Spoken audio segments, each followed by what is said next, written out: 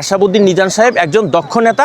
আমি আপনার কাছে জানতে চাচ্ছি যে বর্তমানে আমাদের শরাফুদ্দিন আজাদ সোহেল ভাই সাবেক উপজেলা চেয়ারম্যান, উনি জাতীয়তাবাদী দল বাংলাদেশ আমাদের এই রামগতি উপজেলায় বর্তমানে আমাদের আশরাফুদ্দিন নিজাম সাহেবের সাথে একত্রিত হওয়ার ফলে আমাদের ভোটের মাঠের প্রেক্ষাপটটা কীরকম হইতে পারে, আপনি একটু বললে ভালো হয়।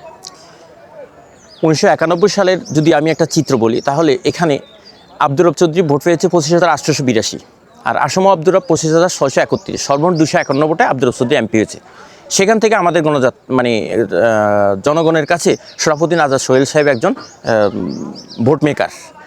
এটুকু মনে করি যে বর্তমানে রামগতিতে ওনার যে দক্ষতা, দুইবারের উপজেলা নির্বাচন, পাশাপাশি দুইবারের এমপি আশরাফুদ্দিন নিজান সাহেব, ওনার ভোট দ্বিগুণ হবে।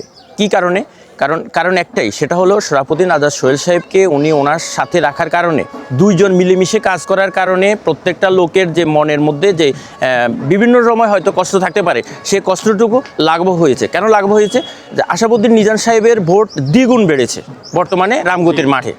যাক, আলহামদুলিল্লাহ, আমরা অত্যন্ত আনন্দিত যে শরাফুদ্দিন আজাদ সোহেল ভাই দলে আসার কারণে আমাদের ভোট ব্যাংক আরও বেড়ে গেছে, এটাই তো নাকি? জি হ্যাঁ, এটাই কারণ। ধন্যবাদ আপনার মূল্যবান কথাগুলো। পাশাপাশি আরেকটা জিনিস হলো, যেমন কেন্দ্র থেকে ওনার বিএনপির যে বহিষ্কার আদেশ ছিল সেটাও প্রত্যাহার করে নিয়েছে অ্যাডভোকেট রেজভী সাহেব, এবং রামগতির যে বিএনপি যথাযথ মূল্যায়ন করে, যে সম্মান করে ওনাকে দলে নিয়েছেন। এবং আমি মনে করি এইটা একমাত্র রামগতি কমলনগরের যিনি অভিভাবক আশরাফুদ্দিন নিজান সাহেব, ওনারই পাওনা। আর আমরা আগামী 12 তারিখে ভোটের মাঠে এইটুকু বুঝিয়ে দেব যে ইনশাল্লাহ আশরাফুদ্দিন নিজান সাহেব একজন দক্ষ নেতা, ওনার নেতৃত্বেই রামগতিতে ভোট হবে, এইটুকু ইনশাল্লাহ।